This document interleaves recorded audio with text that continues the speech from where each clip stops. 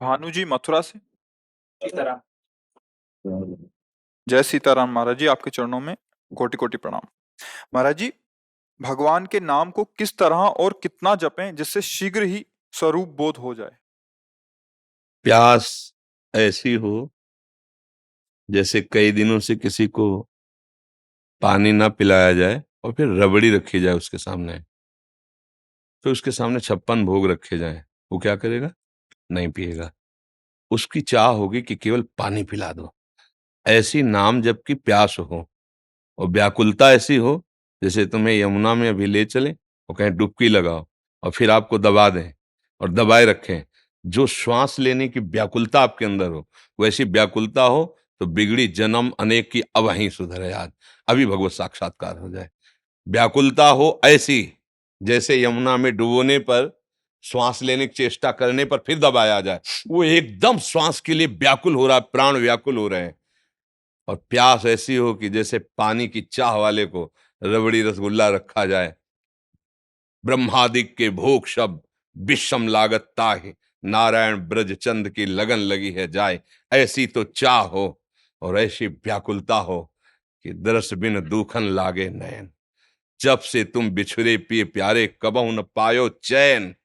अभी हम चैन से सो रहे हैं, चैन से खा रहे हैं और हम भगवत प्राप्ति की बात कर रहे हैं। भगवत प्राप्ति कब? नारायण हरिभजन में ये पांचों न सुहात, विषय भोग निद्रा हंसी जगत प्रीति बहुबात।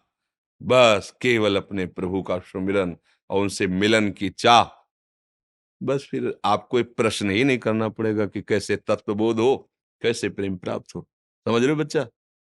महाराज जी, अशांति, भयंकर जलन अज्ञान के कारण या प्रारब्ध के कारण या फिर वर्तमान अपराध बन जाने के कारण होती है? सबका मूल अज्ञान ही है। वर्तमान का अपराध भी अज्ञान से ही होता है और पूर्व अपराध जो हुए हैं वो प्रारब्ध का नाम दिया जाता है, वो भी अज्ञान से हुई है। सबका मूल कारण दुख का, अशांति का, जलन का, क्लेश का, जन्म मरण का अज्ञान ही है।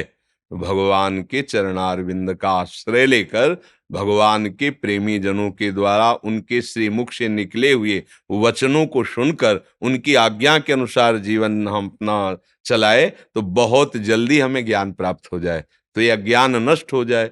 अज्ञान नष्ट होते ही परम शांति की प्राप्ति हो जाती है। श्रद्धावान लभते ज्ञानम तत्परः संयतेन्द्रिया, ज्ञानम लब्ध्वा पराम शांति। परम शांति कहाँ मिली? ज्ञानम लब्ध्वा पराम शांति मचिरेणादि गच्छति। भगवत प्रेमी महात्मा और शास्त्र, इनके जो वचन हैं उनके अनुसार जब हम जीवन यापन करते हैं, उनके अनुसार चलते हैं तो हमारा ज्ञान नष्ट हो जाता है। अज्ञान नष्ट होते ही जैसे अंधेरे में क्या है मुझे पता नहीं चल रहा, पर जब प्रकाश हुआ तो पता चल गया। जब पता चल गया तो ना भय रह गया, ना कोई जलन रह गई, ना कोई अशांति। परम शांति, परमानंद की अनुभूति हो गई। किसका प्रश्न था? हाँ अच्छा।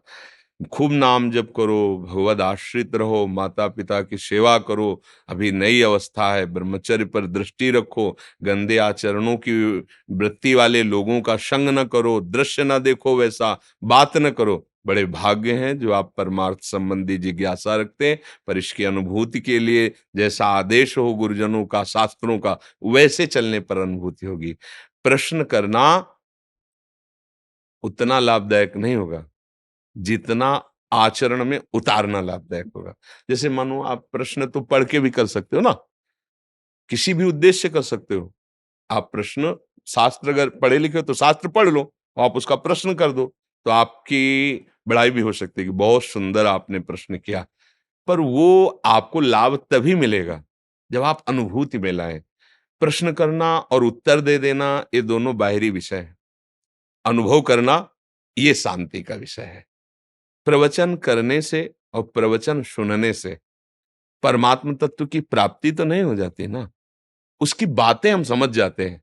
ऐसा करना चाहिए, ऐसा नहीं। पर अनुभूति तभी होगी जब वैसा आप चलोगे, वैसा आप करोगे।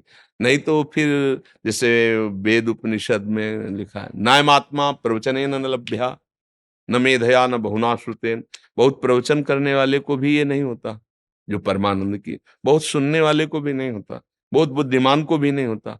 होता किसको है? जिसने वर्ण कर लिया, मन वचन कर्म से मुझे भगवत प्राप्ति करनी है, और जैसा भगवत प्राप्त महात्मा कहते हैं मैं अक्षरशः वैसा चलूंगा, चाहे प्राण चले जाएं, मैं उनके विरुद्ध आचरण नहीं। अब बात बन गई, स्वीकृति हो गई, अब आप आगे बढ़ जाओगे।